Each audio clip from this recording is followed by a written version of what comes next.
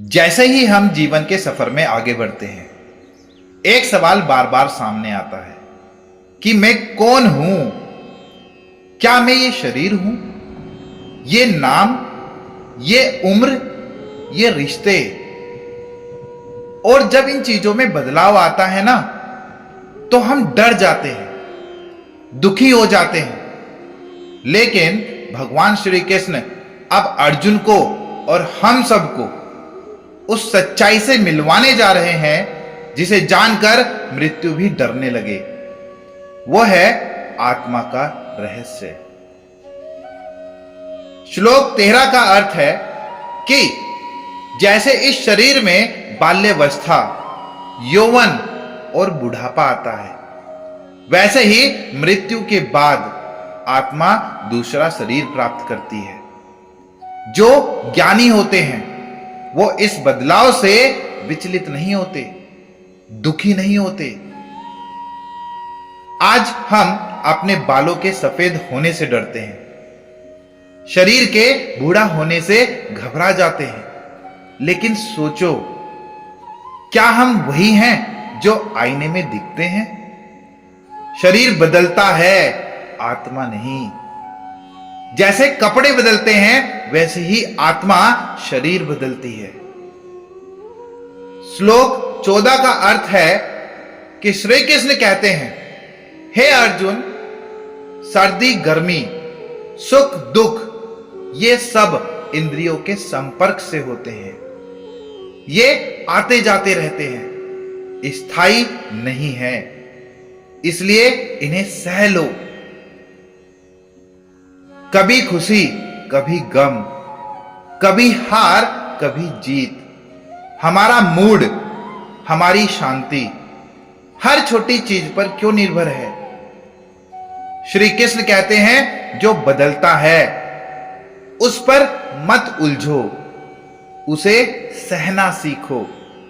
जो सह लेता है वही आगे बढ़ता है।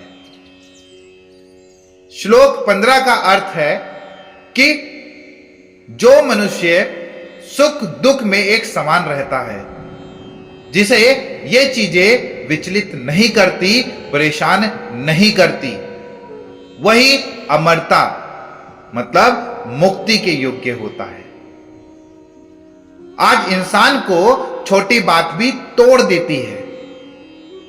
किसी ने कुछ बोल दिया, किसी ने कोई काम नहीं किया, या किसी का कोई काम नहीं बना, प्यार छूट गया।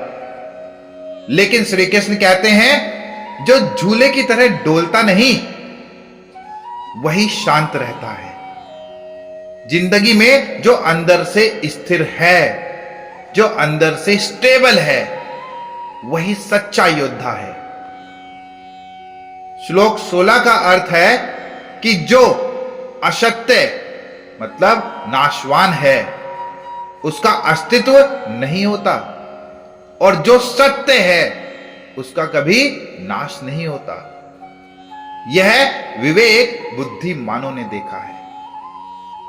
हमारा शरीर, रूप, पैसा, नाम सब असत्य है, नाशवान है। लेकिन आत्मा सत्य है, अमर है। कृष्ण हमें सिखाते हैं, जो जा सकता है उस पर मत टिको, जो हमेशा रहेगा उसे जानने की कोशिश करो, उसको जानो। श्लोक 17 का अर्थ है कि जिससे यह संपूर्ण शरीर व्याप्त है, यानी कि आत्मा जो अविनाशी है, उसका कोई विनाश नहीं कर सकता। आज बम से शहर मिट सकते हैं, बीमारी से शरीर मिट सकता है, लेकिन आत्मा को कोई हानि नहीं पहुंचा सकता। श्री कृष्ण कहते हैं, तू नाशवान शरीर नहीं, तू अजर अमर आत्मा है। बस ये जान लेना ही मुक्ति की पहली सीढ़ी है। श्लोक 18 का अर्थ है कि शरीर नाशवान है, लेकिन जो इसमें निवास करता है, मतलब आत्मा वो नाश रहित है, मौत से परे एक सत्य है। इसलिए हे अर्जुन, युद्ध कर। अगर तू खुद को सिर्फ शरीर मानेगा तो तू हमेशा डरेगा, टूटेगा, भागेगा। लेकिन अगर तू आत्मा को जानेगा तो न युद्ध तुझसे डरेगा, न तू किसी और से। श्री कृष्ण यही कह रहे हैं, अपने सच को पहचान और कर्म कर। दुनिया हमें बार बार बताती है, तू कमजोर है, तू डरपोक है, तू कुछ नहीं कर सकता। लेकिन गीता हमें बताती है, तू आत्मा है जो कभी हारी नहीं, कभी डरी नहीं।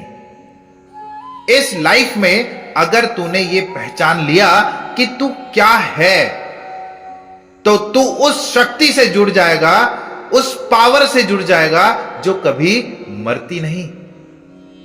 और वहीं से शुरू होती है असली शांति, असली आत्मविश्वास और असली मुक्ति।